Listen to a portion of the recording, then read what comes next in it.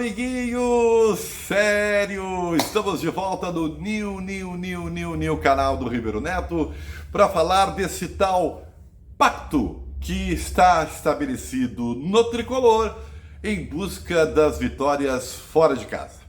É isso mesmo. Ainda da excelente entrevista que o vice de futebol do Grêmio, Antônio Bruno, deu ao nosso colega Diogo Rossi, dos Donos da Bola, lá no seu canal, Antônio Bru falou especificamente a respeito de projeção para se manter no G4 do Campeonato Brasileiro. E me parece que a análise ela é bem interessante e pragmática. Por quê?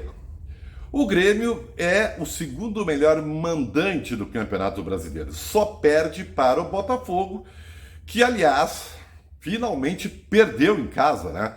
Para o Flamengo na rodada passada, porque é um time que faz uma campanha fora da curva, sem precedentes, eu diria. Né? Se compara um pouco com a do Corinthians em 2017, mas ainda assim, no primeiro turno, por uma questão de critérios, é óbvio, o Botafogo superou. Então, a gordura do Botafogo é imensa e pensar nesse momento em disputa de título é inviável, eu diria. Agora, o próprio Renato já sublinhou que o título do Grêmio no segundo semestre é uma vaga e o Grêmio tem que percorrer. É óbvio que vai ter que se reforçar para o próximo ano, já falamos sobre isso aqui, vai perder o Soares, já sondou alguns jogadores aí como o Bruno Henrique, enfim, o Grêmio tem que realmente pensar em qualificar o seu time se quiser disputar, né, título, não apenas participar de uma Libertadores da América. Bom, meus amigos, o que é esse pacto? Falando assim, parece até uma coisa meio lúdica, né? Vamos fazer um pacto por vitórias, né? Vamos unir as mãos, né? Pensamento positivo. As coisas não funcionam assim, né? As coisas funcionam dentro de campo, né? Com organização, com estratégia e com qualidade, né?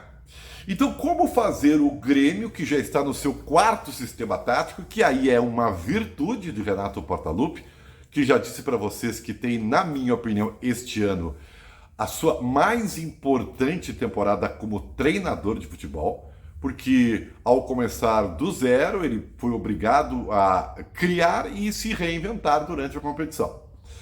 E agora, nesse esquema com 3 volantes, Vila Sante, Carbajo e PP, parece que ele tirou um novo coelho da cartola. Mas isso não foi testado ainda longe da arena. O próximo compromisso do Grêmio é contra o Bragantino. E ela tem um problema, porque os jogadores que estão em suas respectivas seleções talvez não cheguem, embora o jogo do Grêmio só seja no dia 14. Ainda assim, estou curioso para saber o que esse pacto, que é de tornar a vida do Grêmio longe da arena tão efetiva, ou pelo menos próxima da que acontece dentro de casa, ela se materialize. E para isso o Grêmio, e não se exige essa história de joga o mesmo futebol dentro e fora, é uma falácia. Ninguém, nem o Flamengo, com seu time cheio de estrelas, ou o Palmeiras, que é um time muito organizado, consegue, né, 100% jogar a mesma coisa. O ambiente sempre afeta, né? E o ambiente não é a torcida, é o campo do jogo, as referências, entendeu? É diferente, né? Jogar em casa, até numericamente falando, pelas estatísticas, é uma obviedade isso, né? É uma zona de conforto para muitas equipes. Então, o Grêmio tem que, a partir então do próximo confronto, né, estabelecer nesse pacto uma estratégia para ser competente, para ser competitivo, coisa, por exemplo, que não aconteceu em jogos contra times que estão lá embaixo da tabela. Vasco, Santos, Goiás.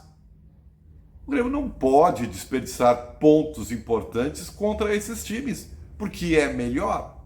Mas ainda assim, nesses jogos em especial, o Grêmio não foi competitivo, tanto que obrigou a Renato a encostar alguns jogadores do banco de reservas e mudar a formação da equipe. Então eu vejo que esse pacto, ele é muito bonito de se dizer, Mas para ser colocado em prática, o Grêmio vai precisar muito além das mãos dadas e pensamento positivo. Estou ansioso, aguardando, porque em tese o Grêmio tem uma nova formação com os 3 volantes, com João Pedro Galvão e Soares e Cristaldo, né? Com laterais ocupando os corredores. Essa organização, na teoria, aqui na Arena está funcionando. Vamos ver se fora de casa o Grêmio consegue o mesmo êxito. E sim, será fundamental o Grêmio crescer, aumentar o seu rendimento longe de casa, se quiser permanecer nesse status dentro de uma vaga direta para a próxima Libertadores da América.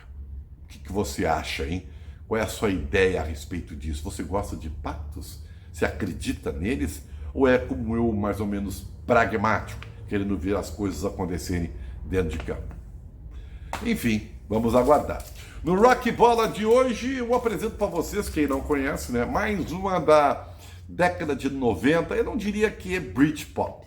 Acabou se misturando um pouquinho, tá? Mas a banda Kula Shaker, o álbum K, ou K, né, ele introduziu um ambiente indiano, para o rock inglês, né? Que não era novidade. O George Harrison já fez isso na época dos Beatles em algumas músicas, né? Mas eles fizeram uma coisa muito legal. Esse disco aqui, para mim, ainda é o melhor da discografia do Kula Shaker, que ainda está em atividade, está tentando resgatar um som legal. Mas esse disco aqui eu recomendo, especialmente o som chamado Tattva, ou Govinda. Uma coisa meio Hare Krishna, assim, uma coisa, sabe, muito interessante, uma mistura bem legal e que ficou muito agradável de ouvir. Se você não conhece, vai lá no seu Spotify, né? E agradeça depois de ouvir o Kula Shaker, o primeiro álbum chamado K ou K, que enfim, é a recomendação do Rock Bola de hoje. Tá certo? Sério, aquele abraço, tamo junto!